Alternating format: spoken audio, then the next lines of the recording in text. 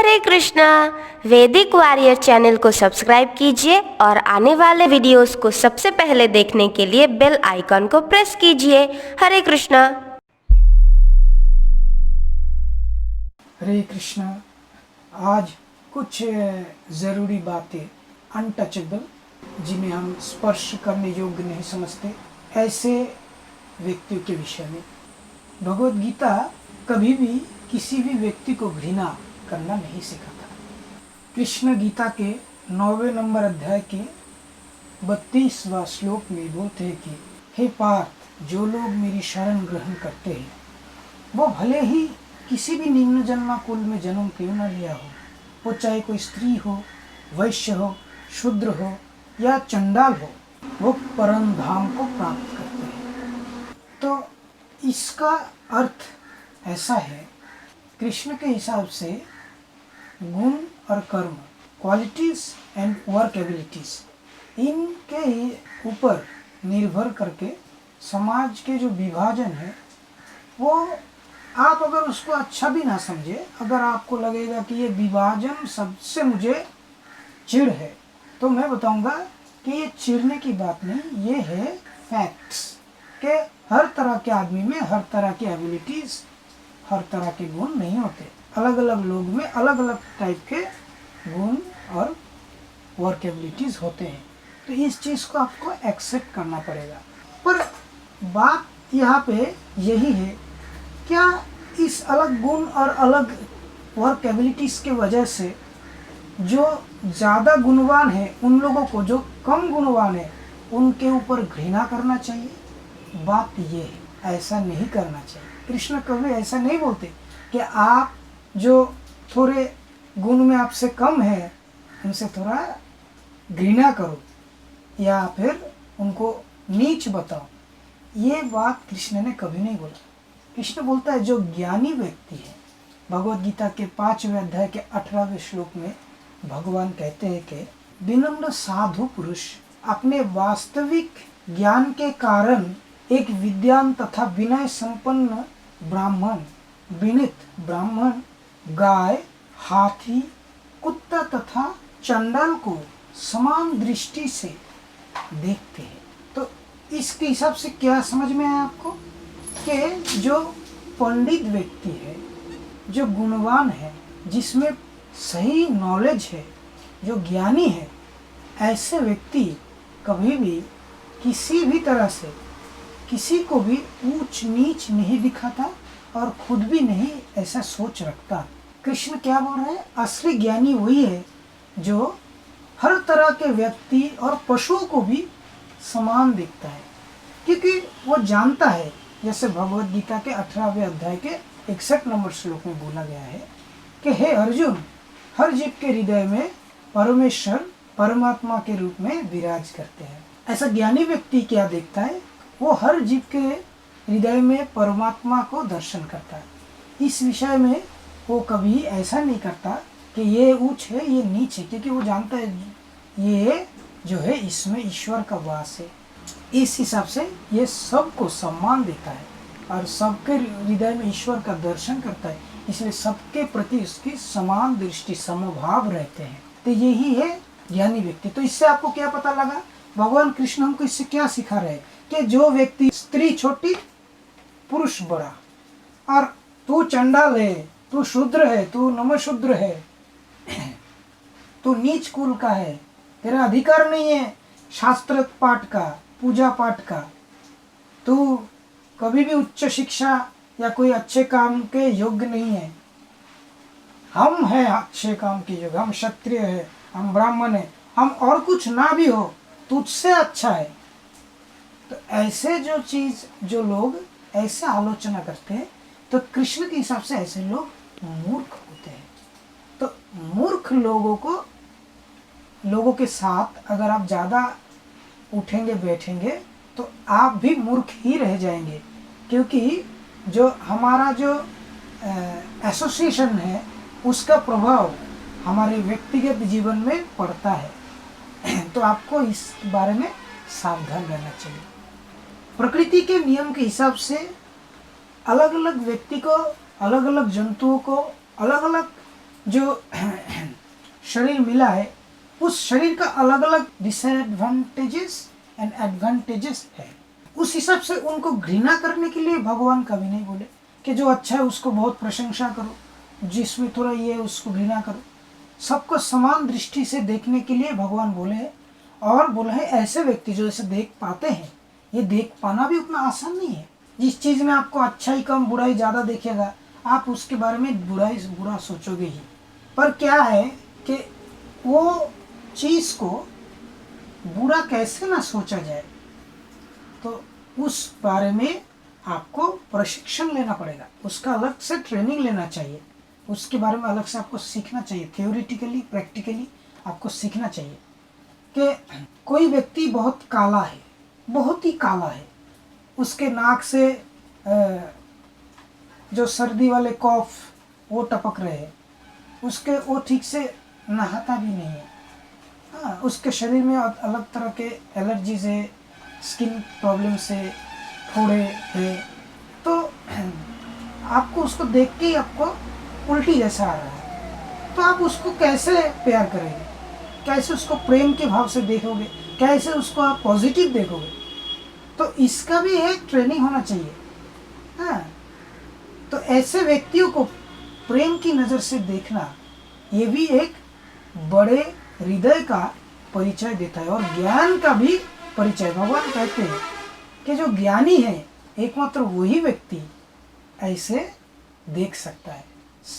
मतलब वो किसी के भी बाहरी जो उसके जो विजुअल है, बाहरी जो उसके फीचर्स है, उसको देख के उसके बारे में कोई नेगेटिव नहीं सोचता। ये ज्ञानी व्यक्ति क्या सोचता है कि ये एक मनुष्य है, थोड़ा ये अगर नहा लेगा, थोड़ा ये लगा तो इसमें और मुझ में कोई फ़र्क नहीं, इसके शरीर का रंग काला है, इसके शरीर में कुछ स्किन प्रॉब्लम्स है, तो ये डॉक्टर के पास जाके ठीक हो सकते हैं। इसके वजह से मुझे इसको कोई कटु वाक्य नहीं बोलना चाहिए। वो अगर मुझसे बात करेगा तो मैं उसको प्रसन्न हृदय के साथ बात करना मुझे चाहिए। ऐसे आपको अपने आप को सिखाना पड़ेगा। ऐसा अगर आप अपने आप को सिखा पाएंगे तो ही आप असली ज्ञानी व्यक्ति कहलाएंगे। भगवान श्री कृष्ण यही बताते हैं भगवद गीता। तो वो किसी को घृणा करना नहीं सिखा रहे, वो नारियों को, किसी दूसरे धर्म को, किसी दूसरे जात को, पशुओं को, सबको आदर के साथ ग्रहण करने का शिक्षा हमको दे रहे हैं। और शायद एक तरह से ये पूरे दुनिया में जो अच्छे लोग हैं, जो अच्छे कॉजेस के लिए पैसे खर्च करते हैं, अलग अलग एनजीओज बनाते, अलग अलग टाइप के लॉज, सरकार से अलग अलग टाइप के लॉज क्रिएट करने के लिए, रूल्स को कायम करने के लिए रिक्वेस्ट करते, तो ये सब शायद एक हिसाब से ये भगवान श्री कृष्ण की जो इच्छा है, जो शिक्षा है, ये सब मिलके शायद उसी को ही प्रतिष्ठित करने के लिए परिश्रम कर रहे हैं। जैसा मैंने पहले ही बताया, भगवान के लिए कोई भी घृणा के योग्य नहीं है। ये हम मनुष्य अपने स्वार्थ की सिद्धि के लिए अलग अलग टाइप से ये शास्त्र के आधार को लेके, मैं क्षत्रिय हूँ, मैं शूद्र से बेहतर हूँ, तुम चंडाल हो, तुमसे बेहतर वैश्य है, ब्राह्मण है, ये सब दिखा के अपने आप को बेहतर बताने की लोगों का एक मतलब स्वभाव है।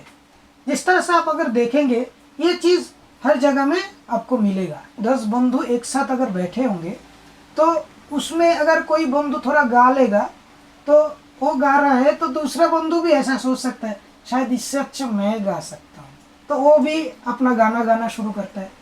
फिर तीसरा दोस्त भी इससे अच्छा मैं कर सकता हूँ, इससे बेहतर मेरा साउंड है।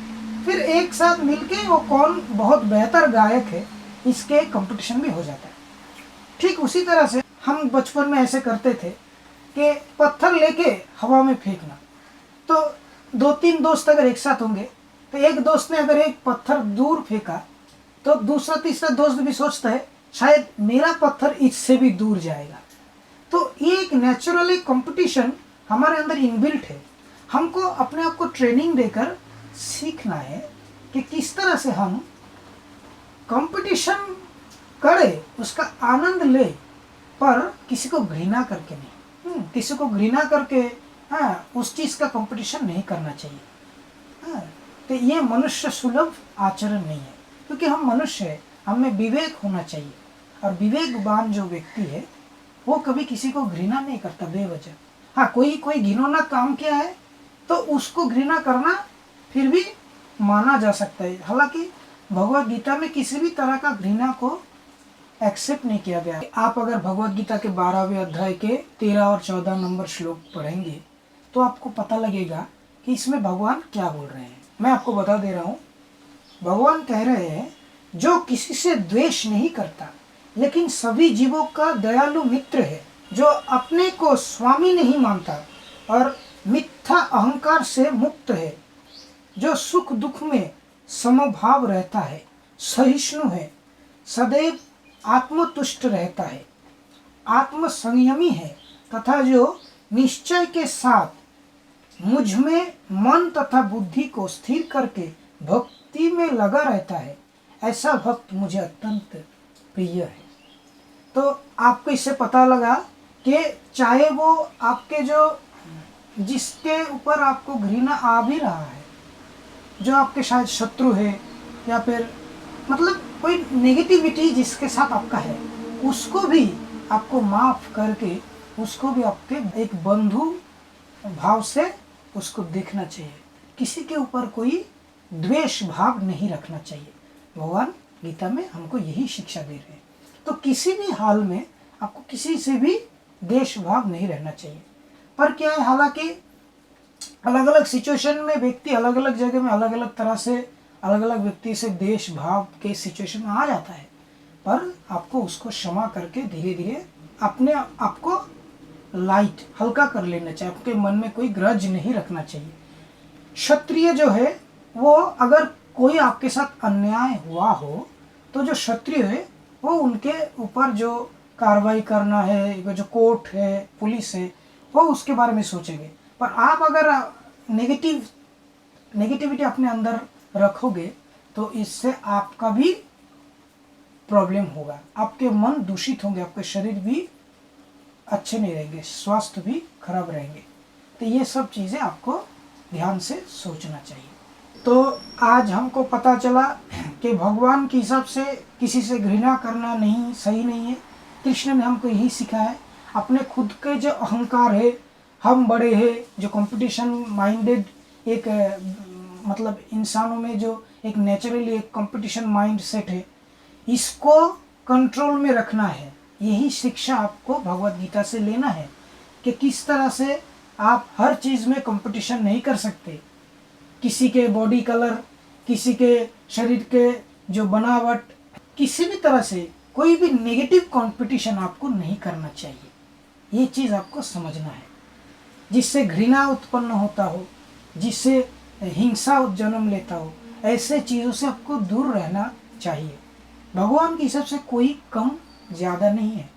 भगवान के हिसाब से कोई भी ऊंच नीच जाति भेद उनके हिसाब से नहीं है।